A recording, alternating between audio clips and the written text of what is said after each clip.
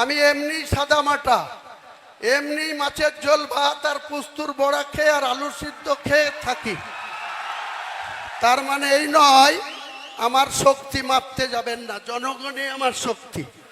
মুর্শিদাবাদের প্রশাসনকেও আমি বলছি, কয়েক জায়গায় গত কয়েকদিনে রানীনগরে, ইসলামপুরে, আরও কিছু জায়গায় মৃদ হুমকি এসছে যে হুমায়ুন কবিরের মিটিংয়ে যাওয়া যাবে না। তো এসব করেন না, চাকরি করছেন চাকরি করেন, ল অ্যান্ড অর্ডার দেখার কাজ করেন, কারণ পাশা ঘুরে যাবে। আপনারা যে নেতার কথাই চলছেন, আপনারা একবার মনে করুন তো, বুদ্ধবাবু 235 নিয়ে 2006 থেকে 2011 ছিল। 2011 এসে 9 এসে একজন মাত্র এমপি ছিল মমতা ব্যানার্জি, একা 2004 থেকে 9। কংগ্রেসের 6 ছিল, লেফট ফ্রন্টের 35 ছিল। পাশা ঘুরে গেল, কেমন মানুষ ঘুরিয়ে দিল। 2009-এর পরেই 2011 মুখ থুবড়িয়ে বলল 34-এর বামফ্রন্ট সরকার। তাদের স্ট্রেংথ কত ছিল? 235। আপনার কত আছে? এধার ওধার ভাঙিয়ে এনে 220। এই 220-কে তুড়ি মেরে উড়াবো, 220-কে তুড়ি মেরে উড়াবো। বাংলার রাজনীতিতে আমাকে বলা হচ্ছে ভোট কাটুয়া। আরে 2,82,000 মুসলমান ভোট আছে।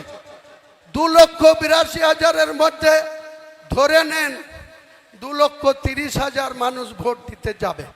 30,000 পাতাখোর আছে, 30,000 পাতাখোর আছে, তাদেরও ভাত দেন।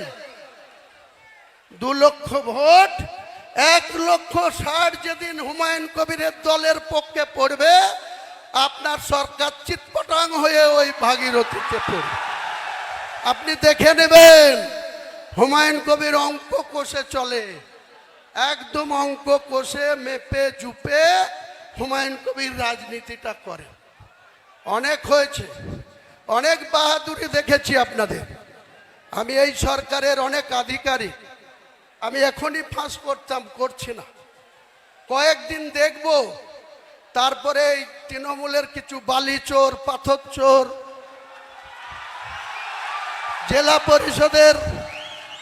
জেলা পরিষদের সেক্রেটারি ডাইরেক্ট কন্ট্রাক্টরদের সাথে 1.5 কোটি টাকা গুনে নিচ্ছে।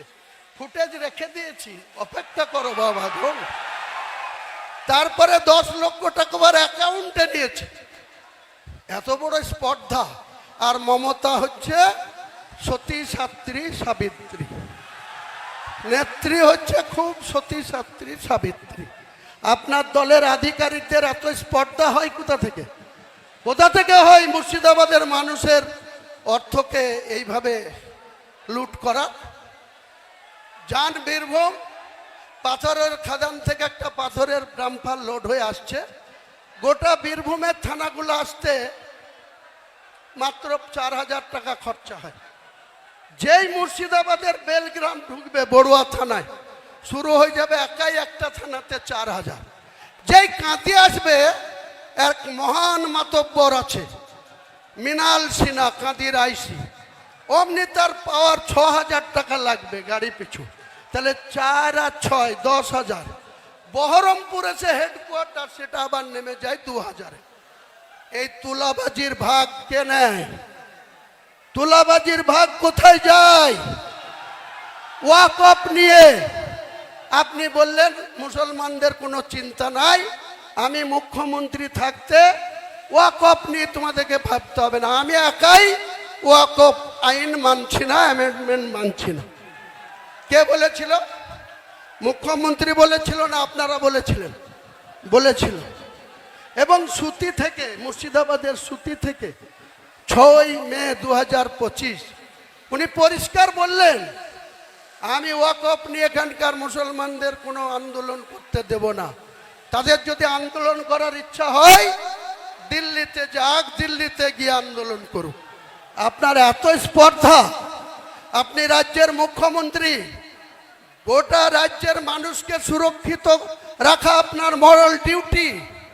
আপনি সেটা না করে মুসলমানদেরকে এত তাচ্ছিল্য, আপনার বেলারো অফিসগুলা, ল্যান্ড দপ্তরের মন্ত্রী আপনি, বেলারো অফিসগুলা কিভাবে লুট করছে, ন্যায্য জমি, খতিয়ানভুক্ত জমি তাদের মিউটেশন করতে গিয়ে 2 নম্বরই করছে। কার জমি কার নামে রেকর্ড করে দিচ্ছে। বাপদাদার আমল থেকে ঈদগাহ, কবরস্থান, এমনকি হিন্দুদের যেটা বার্নিং ঘাট, সেই সবের জায়গাও আপনার চুরি করতে দ্বিধা করেন না আপনি, আপনার বেলারোরা। আর আপনি সতী সাবিত্রী সাজেন, মুখে সতী সাবিত্রী সাজলে হবে না। আর মুসলমানদেরকে মুখে ঈদের ওই রেড রোডে গিয়ে নামাজ পড়লে হবে না। আগামী ঈদ আসছে, বাবরি মসজিদ যেখানে করছি, প্রথম জুম্মাতে 1 লাখ, দ্বিতীয় জুম্মায় হয়েছিল 2 লাখ। আমি মমতা ব্যানার্জিকে একবার আহ্বান করব, আপনি মুখ্যমন্ত্রী হিসাবে আপনার টাইম মতো এই বাবরি মসজিদের এখানে একটা ঈদের নামাজের ডাক দেব। মুর্শিদাবাদের মানুষ কতটা আসবে ঈদের ময়দানে নামাজ পড়তে, আর আপনার ওই রেড রোডের ময়দানে কত লোক থাকে সেটা একবার পরীক্ষা করে নেবেন, মাপজুপ করে নেবেন। কাজেই আপনি আপনার মতো চলুন। ফেব্রুয়ারি মাসটা আপনাদের পুলিশের চুমকানি ধুমকানি একটু একটু সহ্য করতে হবে। যারা সহ্য করবেন, অতিরিক্ত মাত্রায় করলেই আমাকে জানাবেন।